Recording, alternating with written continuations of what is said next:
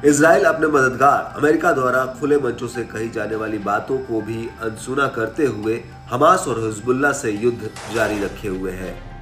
इस युद्ध में किसी भी पक्ष की तरफ से नरमी का माहौल ही नहीं दिख रहा है, जबकि कई जानकार समय समय पर कहते रहे कि इस युद्ध से अमेरिका को भी भारी नुकसान हो रहा है और इजराइल की भी हालत खराब हो रही है।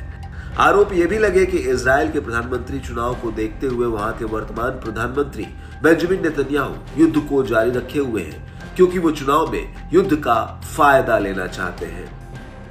अब एक रिटायर्ड इजरायली मेजर जनरल ने ही इजराइल को चेतावनी दे दी है। उन्होंने चेतावनी दी कि यदि हमास और हिजबुल्लाह के साथ इजराइल का युद्ध जारी रहा तो 1 साल के भीतर ये इजराइल के पतन का कारण बन सकता है। मेजर जनरल ने एक लेख में कहा कि सुरक्षा मंत्री योआव गैलेंट को सच्चाई का एहसास होने लगा है कि यदि गाजा पर किसी समझौते पर पहुंचने में फेल रहे और क्षेत्रीय युद्ध छिड़ जाता है तो इजराइल खतरे में होगा।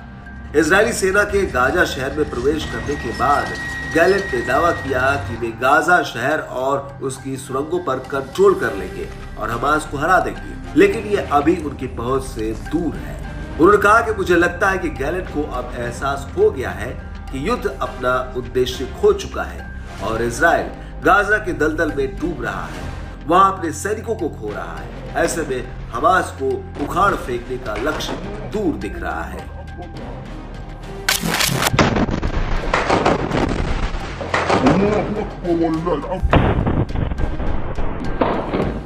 मेजर जनरल ने नेतन्याहू के बयानों को तो राजनीतिक और सैन्य दोनों स्तर पर इजराइल को विनाश की ओर ले जाने वाला बताया।